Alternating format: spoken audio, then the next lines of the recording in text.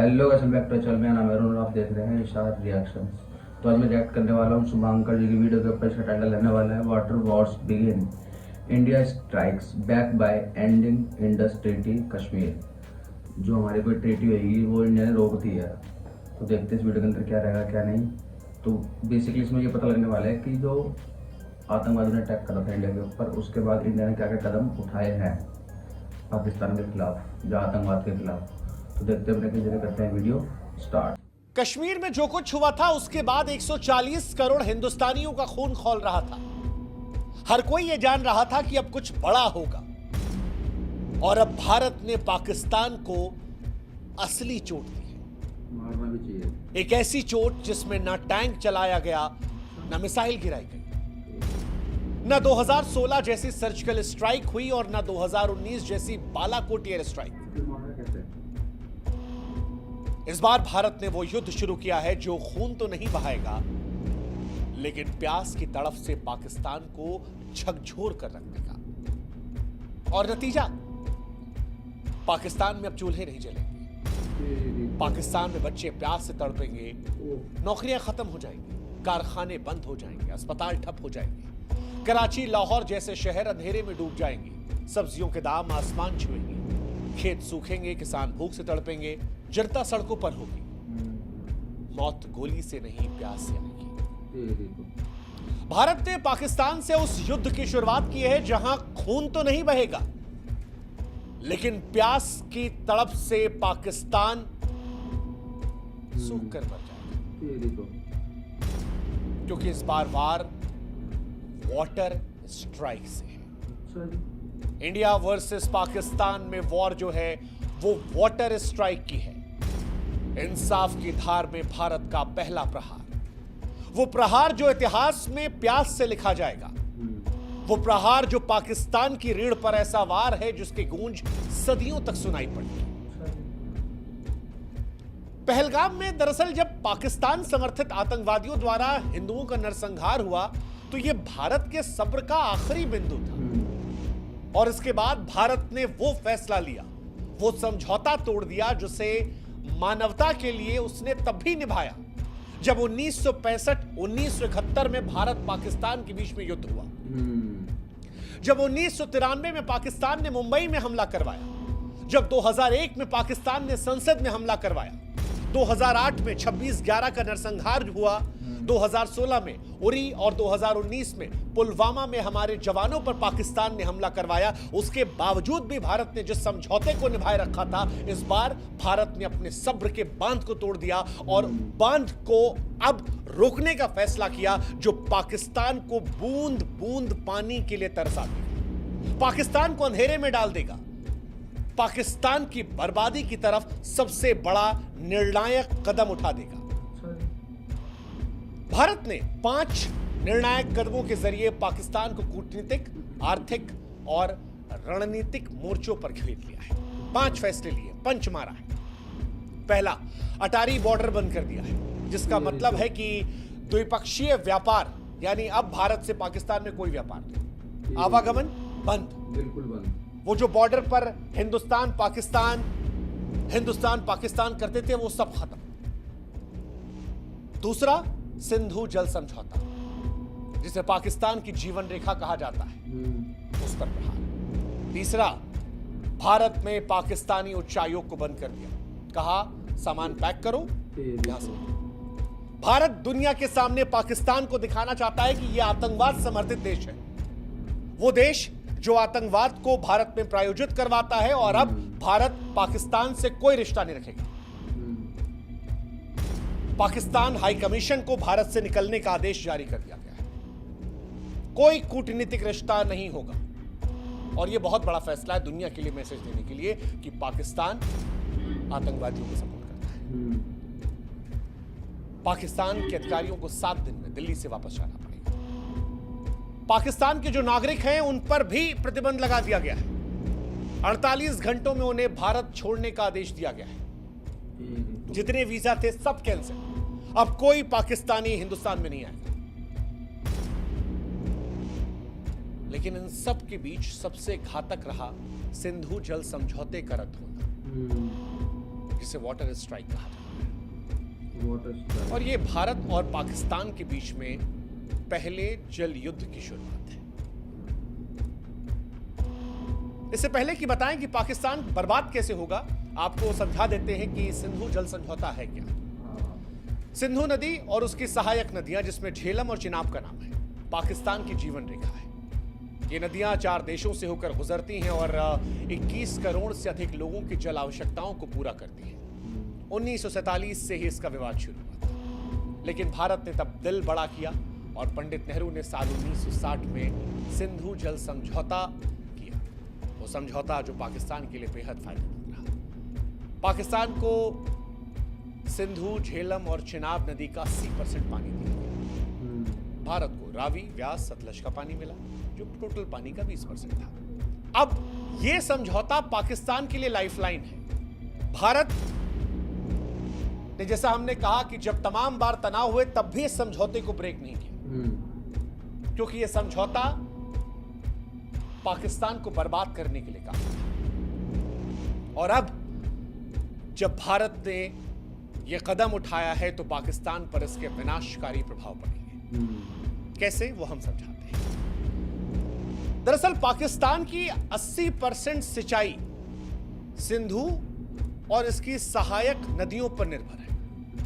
पाकिस्तान में खेती करने के लिए जो 93% पानी का उपयोग होता है वो यहीं से होता है।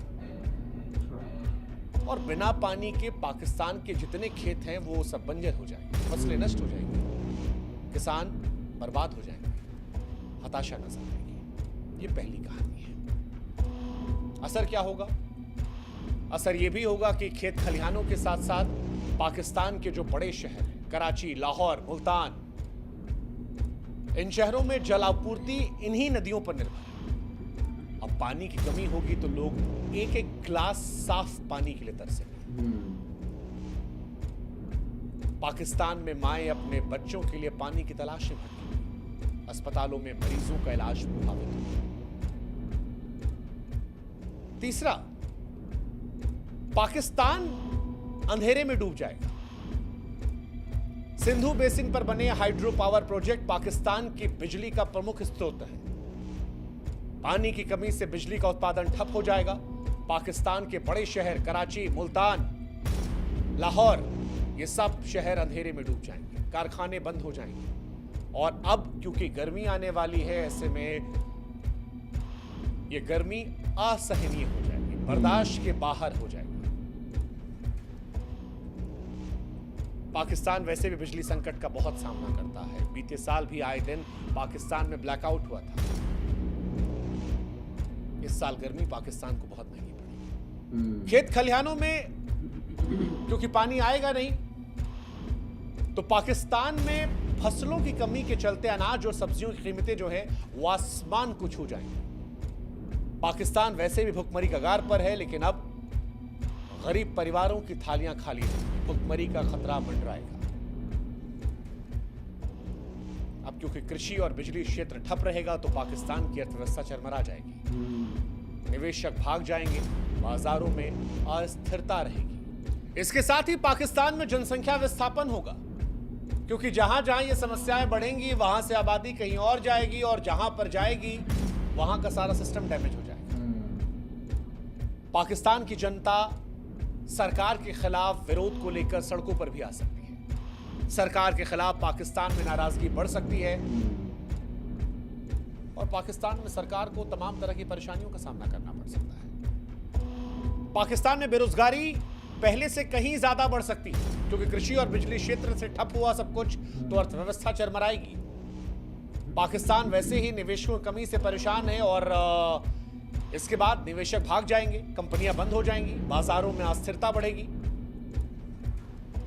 और पाकिस्तान अलग अलग दृष्टिकोण से बर्बादी की तरफ चला जाएगा। हालांकि क्या ऐसा कल से ही होने वाला है?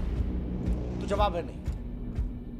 भारत ने जो ये फैसला लिया है, ये ऐसा नहीं है कि कल से ही पाकिस्तान को बर्बाद कर देगा। क्योंकि कई लोग के मन में सवाल है कि क्या ऐसा फैसला लेने के बाद पाकिस्तान तुरंत बर्बाद हो जाएगा, या बर्बाद पाकिस्तान होगा तो कितना समय लगेगा? इसका जवाब भी हम आपको देते हैं। सिंधु जल संधि टूटने से तत्काल गंभीर नुकसान पाकिस्तान को नहीं है। क्यों नहीं है वो समझाते हैं। सिंधु, झेलम, चिनाब नदियों का पानी जो है वो तुरंत नहीं रुकेगा, क्योंकि ऐसा करने के लिए भारत को बड़े बांधों की जरूरत है, जो फिलहाल अभी तैयार नहीं है।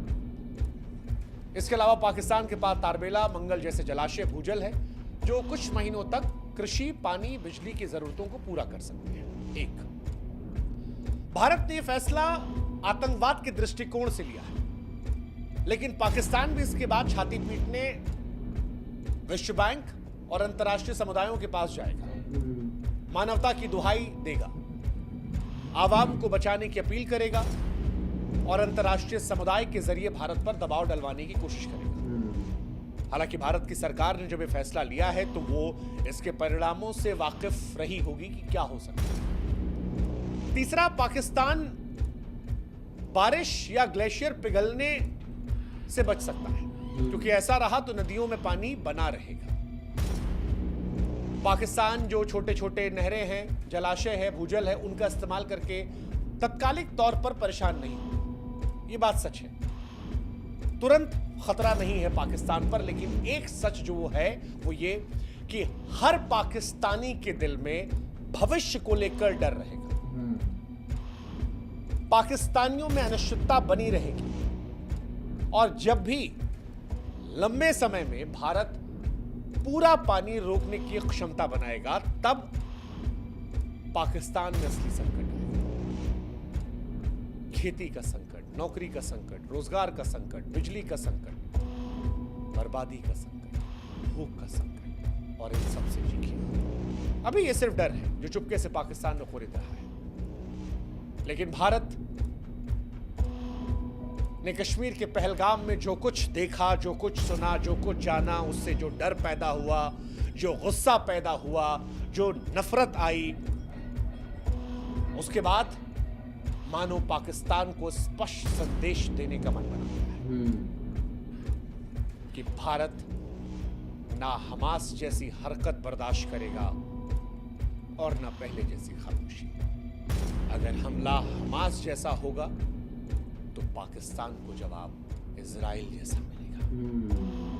और इसीलिए हम कह रहे हैं कि चाहे एयर स्ट्राइक हो या सर्जिकल स्ट्राइक, उससे कहीं ज्यादा भारी ये वाटर स्ट्राइक होगी, क्योंकि ये वाटर स्ट्राइक न केवल पाकिस्तान को झकझोरेगी बल्कि विश्व को भारत की दृढ़ता का संदेश देगी और भविष्य में सुनिश्चित करेगी कि पाकिस्तान ऐसी कोई हिमाकत करने के पहले 10,000 मर्तबा सोचे, अपनी आवाम को लेकर सोचे कि क्या वो अपनी आवाम को यूं मरने के लिए छोड़ देगा।